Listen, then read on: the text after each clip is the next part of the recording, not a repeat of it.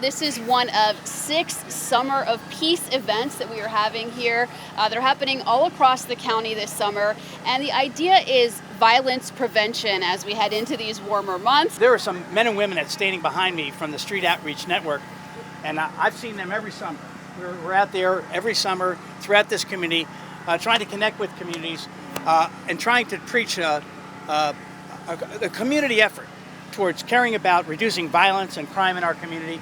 And these men and women that are here standing behind me, they do a magnificent job every year, and they do connect with the community. I knew that we needed more community level involvement. And so what you see is a representation of our agencies working collaboratively together to prevent harm, stop the violence, reduce risk, and mitigate any overdoses. We know that many of the overdoses that have occurred over the last 6 or 7 months have been principally in communities of color.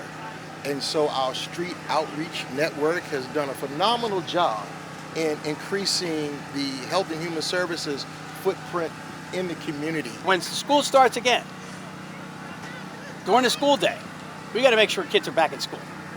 And that's an issue of the truancy rate and the number of kids that are not in school on a regular basis. That's helping contribute to our crime rate. And it did during this entire last year because kids were not in school. And the cohort of kids that we were interested in the most, there's people talk about the school to prison pipeline. Let me talk to you about the out of school to prison pipeline.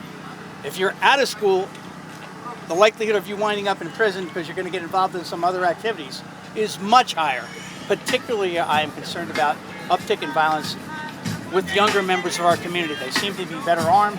And by that I mean armed with handguns. We're at the Street Outreach Network in East County in White Oak, Maryland.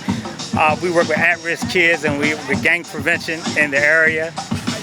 And what we try to do is deter the kids from joining the gang or just trying to go on the wrong path. We need a village. We out here every day, 24 hours a day, but we need a village. It's just not White Oak, it's Baltimore, it's DC, it's everywhere in the United States. We need everybody to come collectively together and work with this problem and we got to give these kids something to do.